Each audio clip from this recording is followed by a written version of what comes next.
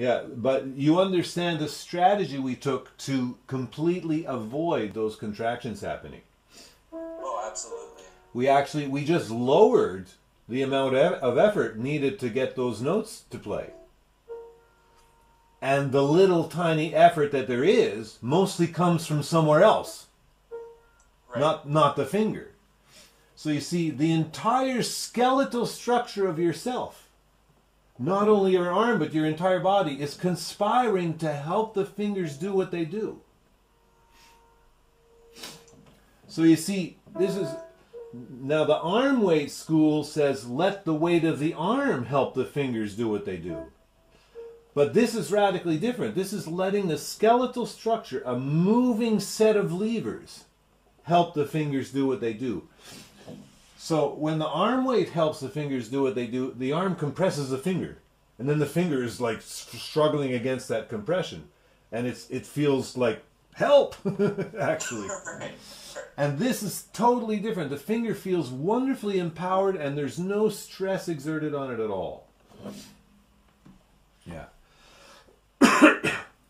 Now, I'm thinking that when you started with this curl the fingers business, you remember on that film how I show how curling the fingers can actually lower this arch?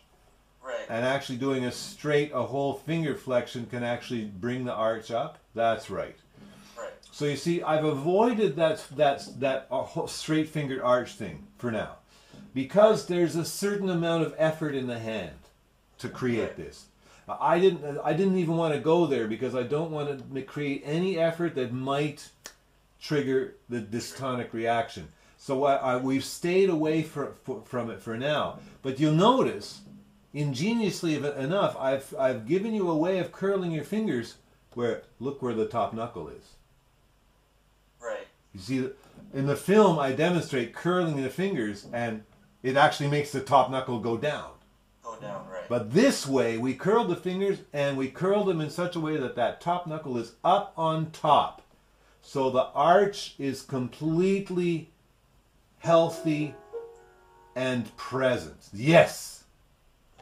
So remember, the fact that the metacarpal phalangeal joint is on top is very important in all this. It's a background fact, which we didn't really do it overtly, but it's very important that we curl the fingers in such a way that the basic arch of the hand has not been disempowered.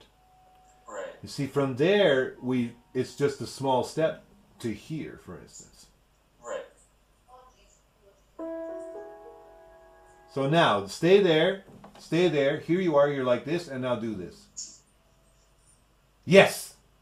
And go back to, and then return to that lower version. No, just with this and this and this and this and this and this. Yeah, that's right.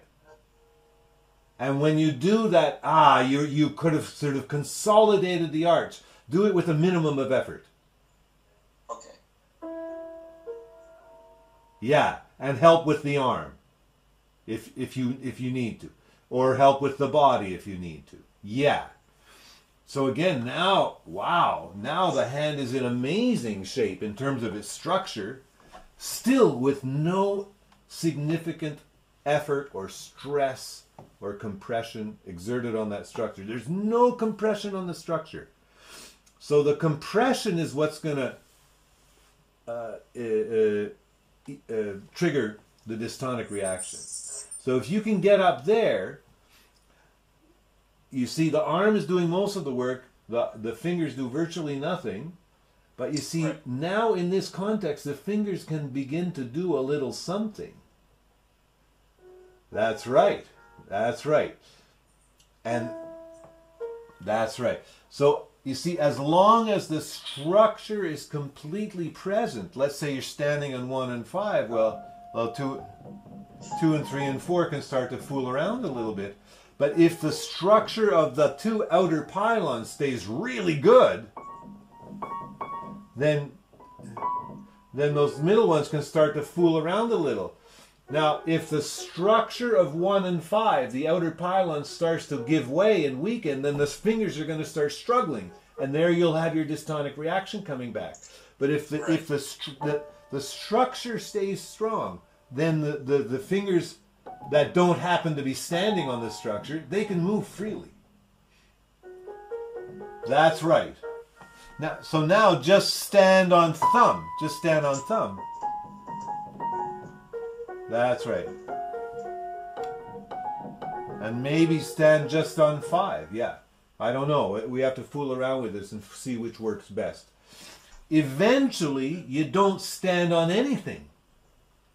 But the image of standing, the functional image of standing, the organization, the internal pattern of contractions and relaxations of all the muscles that you have in standing, it stays there.